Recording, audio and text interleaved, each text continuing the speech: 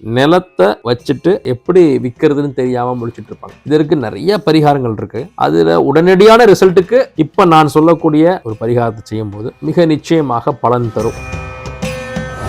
செவ்வாய்க்கிழமை சந்திரஹோரையில நீங்க விற்கணும்னு நினைச்சிட்டு இருக்கக்கூடிய, விற்க போராடி கொண்டிருக்கக்கூடிய அந்த நிலத்துடைய வடகிழக்கு பகுதி என சொல்லக்கூடிய அந்த ஈசானிய மூலையில அந்த மண்ணுன்னு நினைச்சீங்கன்னா அது வெறும் மண்ணு, கல்லுன்னு நினைச்சீங்கன்னா அது வெறும் கல். கடவுளா பாத்தீங்கன்னா கல்லும் கடவுளாக தெரிவார், மண்ணும் கடவுளாக தெரிவார்.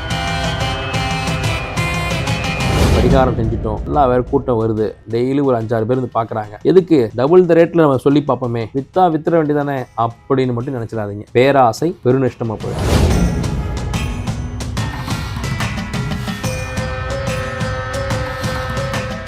வணக்கம். இன்னைக்கு ஒரு முக்கியமான டாபிக் பார்க்க போறோம். பலரும் என்கிட்ட கேட்டுட்டே ஒரு டாபிக் இது. சார், நான் நிலம் வாங்கிட்டேன், நல்ல மார்க்கெட் ரேட்ல இருக்கு, ஆனா அந்த நிலத்தை விற்க முடியல.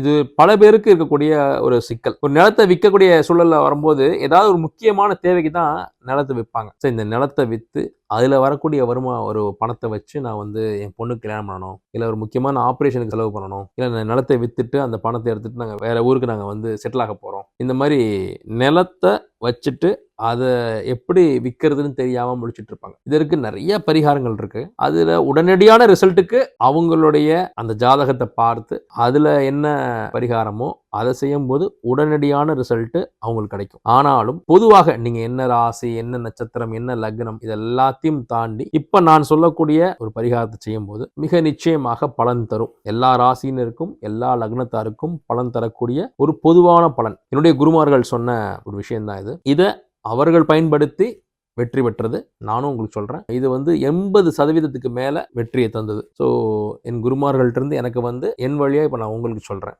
மிகச்சரியாக செஞ்சோம்னா, ரொம்ப நுணுக்கமாக ரொம்ப கவனமாக செஞ்சோம்னா மிக துல்லியமாக நமக்கு வெற்றியை கொடுத்துரும். அதில் உங்களுடைய கர்மா, உங்களுடைய கோச்சார அந்த நகர்வுகள் இதெல்லாமும் இதில் அடங்கும். இதை எல்லாத்தையும் தாண்டியும் இப்போ நான் சொல்லக்கூடிய விஷயம் வெற்றியை கொடுக்கும். நீங்கள் எந்த மனை, எந்த நிலம் விற்காம இருக்கு அப்படின்னு சொல்றீங்களோ அந்த நிலத்தோடைய வடகிழக்கு பகுதி ஈசானிய மூலை ஒரு செவ்வாய்க்கிழமை சந்திரஹோரையில நீங்க விற்கணும்னு நினைச்சிட்டு இருக்கக்கூடிய, விற்க போராடி கொண்டிருக்கக்கூடிய அந்த நிலத்தோடைய வடகிழக்கு பகுதி என சொல்லக்கூடிய அந்த ஈசானிய மூலையில ஒரு சின்னதா ஒரு குழி தோண்டி அதிகமாக கற்கள் இல்லாத ஓரளவுக்கு சுத்தமான அந்த ஒரு மண்ணை எடுத்து அதை உங்க வீட்டு பூஜை அறையில ஒரு தலவாழை இலை விரித்து அதில் முடிந்த அளவுக்கு 1 அல்லது அதிகபட்சம் 3 பிள்ளையார்கள் பிடித்து, ஒரு பிள்ளையார் தான் பிடிக்க முடிஞ்சிச்சு, ஓகே 1 2 தான் பிடிக்க முடிஞ்சது, பரவாயில்ல, அதிகபட்சம் 3 பிள்ளையார் பிடித்து தலவாழையில் விரித்து அதில் அருகம்புல்லாம் வச்சு சந்தனம்லாம் வச்சு அந்த மண்ணோடைய அந்த உருவத்தில் இருக்கக்கூடிய அந்த பிள்ளையார்கிட்ட மனமு வந்து நீங்கள் குடும்பத்தார் எல்லாரும் சேர்ந்து நாம் எதை கடவுளாக நினைக்கிறோமோ அது கடவுளாகவே செயல்படும். அதை மண்ணுன்னு நினைச்சீங்கன்னா அது வெறும் மண்ணு, கல்லுன்னு நினைச்சீங்கன்னா அது வெறும் கல். கடவுளா பார்த்தீங்கன்னா கல்லும் கடவுளாக தெரிவார், மண்ணும் கடவுளாக தெரிவார். நாம ஒரு விஷயத்தை எப்படி அணுகிறோமோ அதன்படி தான் அது நமக்கு செயல்படும். கடவுள் நம்பிக்கையே இல்லாமல் ஒரு விஷயத்தை செஞ்சீங்கன்னா அந்த கடவுளாலும் உங்களுக்கு ஹெல்ப் பண்ண முடியாது. முழு கடவுள் நம்பிக்கையோட ஒரு கல்லை நினைச்சு நீங்க வழிபட்டாலும் அது உங்களுக்கு வேலை செய்யும். ஏகலைவன் எங்கேயோ இருந்து துரோணாச்சாரியர் நினைச்சு துரோணாச்சாரியர் குருவை வழிபட்டதும் போது அவருக்கு அங்கே கற்றுக் கொடுத்தவரெல்லாம் இங்கே அவருக்கு தெரிஞ்சு அவரும் அதை கற்றுக்கிட்டார் இல்லையா? புராணங்கள் நமக்கு சொல்வது இதுதான். இப்போது அதே போலவே இதை வந்து விமர்சனங்களுக்கு அப்பாற்பட்டு எப்படிங்க ஒரு மண்ணை வணங்கினா நமக்கு நிலம் விற்குமா அப்படின்னா நம்பியவர்களுக்கு செயல்படும். விமர்சனம் பண்ணுறவர்களும் கேலி பேசுபவர்களும் கடைசி வரைக்கும் கேலி பேசிகிட்டே இருக்க வேண்டியதான். இது நான் சொன்னது 80% மேலே வெற்றியை கொடுத்துருக்கு அப்படின்னா நான் வந்து கத்துக்குட்டி.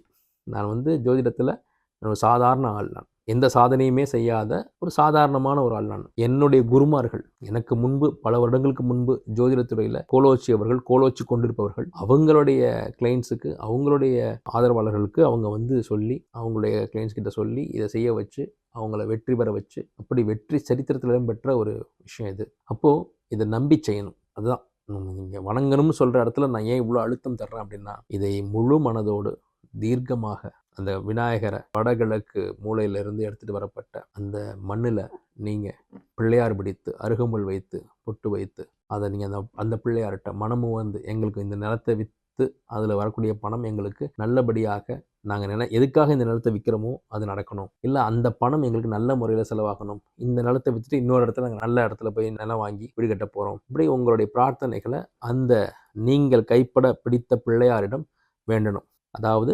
செவ்வாய்க்கிழமையில சந்திரஹோரையில் நீங்கள் வந்து இதை பண்ணணும். அதன் பிறகு ஓடும் நீரில் அதே நாளில் தான் நீங்கள் ஓடும் நீரில் கரைக்கணுன்றது இல்லை. நீங்கள் வழிபட வேண்டியது செவ்வாய்க்கிழமையில் சந்திரஹோரையில், அதன் பிறகு அதுக்கு அடுத்த நாள்லையோ அதுக்கு அடுத்த நாட்கள்லையோ அந்த நீங்கள் பிடித்த பிள்ளையாரை ஓடும் நீரில் நீங்கள் அதை வந்து கரைக்கணும். கிணத்துலையோ ஒரு தேங்கி நிற்கக்கூடிய ஒரு குளம் குட்டையிலையோ நீங்கள் அதை கரைச்சிடக்கூடாது. ரன்னிங் வாட்டர்னு சொல்லக்கூடிய அந்த லேக், இது கடல் நீர்லேயும் நீங்கள் போய் பண்ணிடக்கூடாது. ஒவ்வொன்றுத்துக்கும் ஒரு காரகத்துவம் இருக்குது. அப்போது அதை நீங்கள் ரொம்ப அழகாக நீங்கள் கடைப்பிடிக்கணும். நீங்கள் காலச்சக்கரத்தில் ரிஷப ராசி, கன்னி ராசி, மகர ராசி இது எல்லாமே நில ராசிகள். 2, 6, 10 2ஆம் இடம் அப்படிங்கிறது தான் வருமானத்தை குறிக்கக்கூடியது, குடும்பத்தை குறிக்கக்கூடியது, குடும்ப ஒற்றுமையை குறிக்கக்கூடியது. 6ஆம் இடம் அப்படிது ருணரோக சத்ரு, கடன் நோய் எதிரி. இப்போ 10ஆம் இடம் அப்படிங்கிறது கர்மஸ்தானம். இப்போ இத்தனை விஷயங்களை உள்ளடக்கியது தான் அந்த நிலராசிகள்னு சொல்றது. இப்போ நம்ம குடும்பத்துக்காகவும் நம்மளோட வருமானத்துக்காகவும் நம்ம வந்து வேண்டதாக அர்த்தம். நம்மளுடைய கடன் நோய் எதிரிகள் இருந்து நம்ம தப்பிக்கணும் அப்படிங்கிற நோக்கமும் இதில் இருக்கு. கர்மஸ்தானம்ங்கிறப்ப நம்மளுடைய கர்மாக்கள் கழியணும், நமக்கு நல்ல ஒரு தொழில் அமையணும், அதன் மூலமா பணம் அமையணும். இது வந்து அவ்வளவு நுணுக்கமான ஒரு விஷயம். அப்போ இதெல்லாம் உள்ளடக்கியதான் இந்த பரிகாரம். அப்போ இதை செய்யும்போது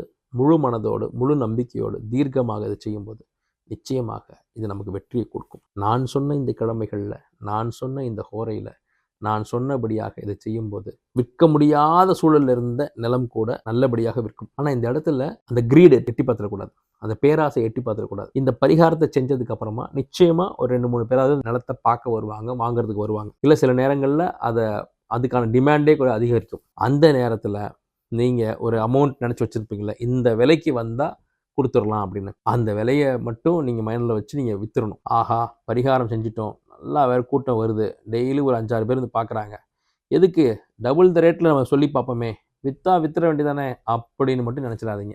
பேராசை பெருநஷ்டமாக போயிடும். உங்களுக்கு விற்கவே விற்காமல் இருந்த நிலம் விற்கிறதுக்கான ஒரு சூழல் ஏற்படும் போது கரெக்டாக நல்ல நியாயம், எப்போவுமே நியாயம்தான், நியாயம் நேர்மை நீதி, இதுக்கு அப்பாற்பட்டு நீங்கள் போனீங்கன்னா அங்கே பிரச்சனை மாட்டிக்குவீங்க. நியாயமாக மார்க்கெட் ரேட் என்னவோ அந்த ரேட்டுக்கு வர்றவங்களை ஏமாத்தாமல் நியாயமாக நேர்மையாக அவங்களுக்கு கை மாற்றி விடுங்க. அந்த பணம் உங்களுக்கு பயன்படும், அந்த நிலம் உங்களுக்கு விற்கப்படும், அந்த கடவுளும் உங்களை ஆசீர்வதிப்பார், உங்களுக்கு வேண்டிய செல்வத்தை கொடுத்துருவார். எங்கேயுமே எதுலேயுமே உண்மையும் நேர்மையும் இருந்தால் அங்கே வெற்றி தானாக அமையும், கடவுளுடைய அனுகிரகம் அங்கே இருக்கும்.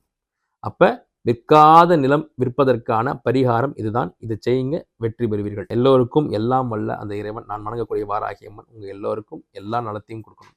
நன்றி.